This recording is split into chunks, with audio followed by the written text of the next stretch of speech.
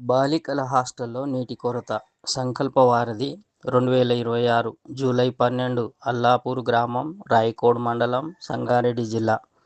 సంగారెడ్డి జిల్లా అందోల్ నియోజకవర్గం రాయకోడ్ మండలంలోని అల్లాపూరు గ్రామ శివారులో గల తెలంగాణ రాష్ట్ర సాంఘిక సంక్షేమ గురుకుల బాలికల ఆశ్రమ పాఠశాలలో నీటి కొరత ఏర్పడింది.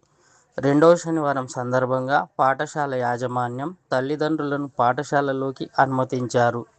ఈ సందర్భంగా తల్లిదండ్రులు పాఠశాలలోకి వెళ్లి చూడగా రంగు మారిన రుచిలేని నీటినే విద్యార్థినీలు త్రాగుచున్నారని గమనించి తల్లిదండ్రులు ఆ నీటిని తీసుకొని ప్రిన్సిపల్కు చూపించి మెనూ ప్రకారం భోజనం అందించాలని కోరగా ప్రిన్సిపల్ ఆవేశంతో మీరు మద్యం సేవించి మాట్లాడుతున్నారని తల్లిదండ్రులను అవమానపరిచారు.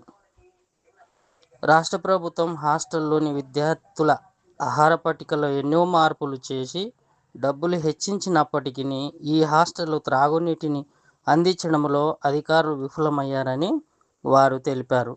ప్రభుత్వ అధికారులు స్పందించి మంచినీటి కొరతను తీర్చి మెనూ ప్రకారం భోజనం అందేలా చూడాలని, అదేవిధంగా ప్రతి నెల అన్ని ఆశ్రమ పాఠశాలల్లో పేరెంట్స్ మీటింగ్ను ఏర్పాటు చేయాలని వారు తెలిపారు.